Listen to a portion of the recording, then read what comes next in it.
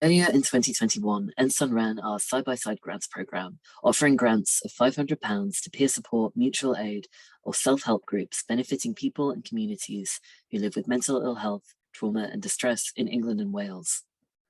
Throughout this process, we've been hearing from grantees about the funding and resources that their organisations need. I asked some of our grantees, when you're looking for funding, what encourages you to apply? Organisations that have very, very precise and concise criteria for application, and you're not going to spend a whole weekend filling out an application form.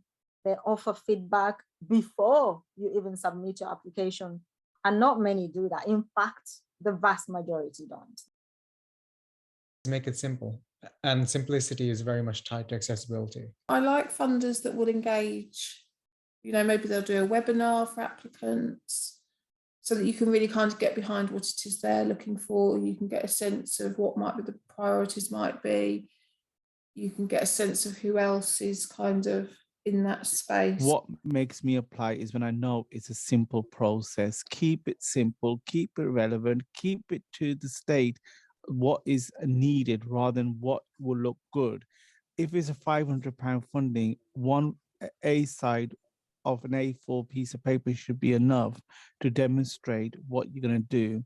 And then I like the idea of 2-minute videos, 3-minute videos where you can record what you're going to do, explain, share, because some community groups are very good at talking about what they do and also show in their videos rather than writing on a piece of paper. For me, a short application form that actually limits a word count makes it easier to quickly and succinctly say what you need to say, and it shows that the funder is not going to be someone who is obsessed with every little tiny detail, but that they trust you to get on with your work.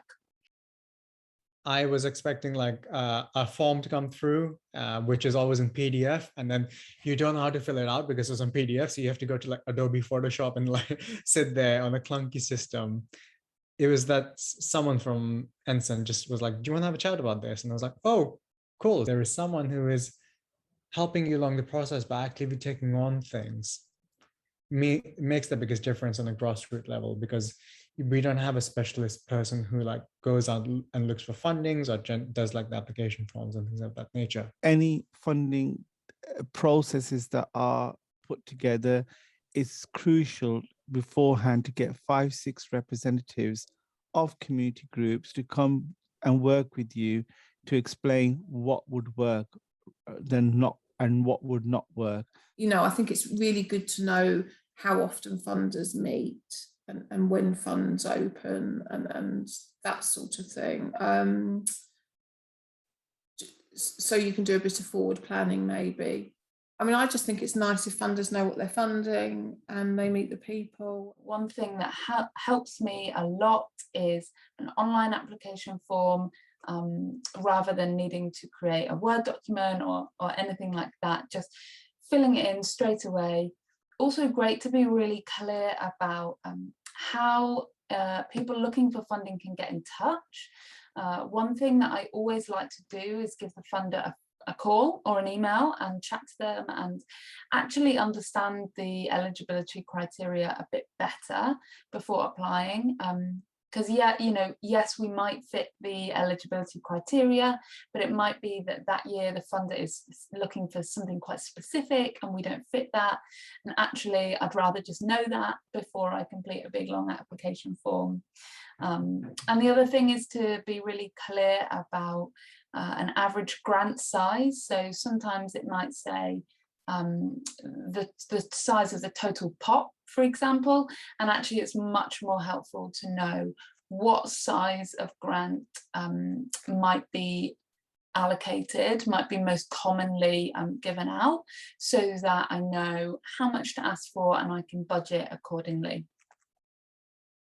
People within the funding organization who treat you, celebrate you, and champion you. It is, I can't even like describe how confidence boosting that is. We had qualified and been successful So we're now perhaps a little bit more confident about, well, what else could we get?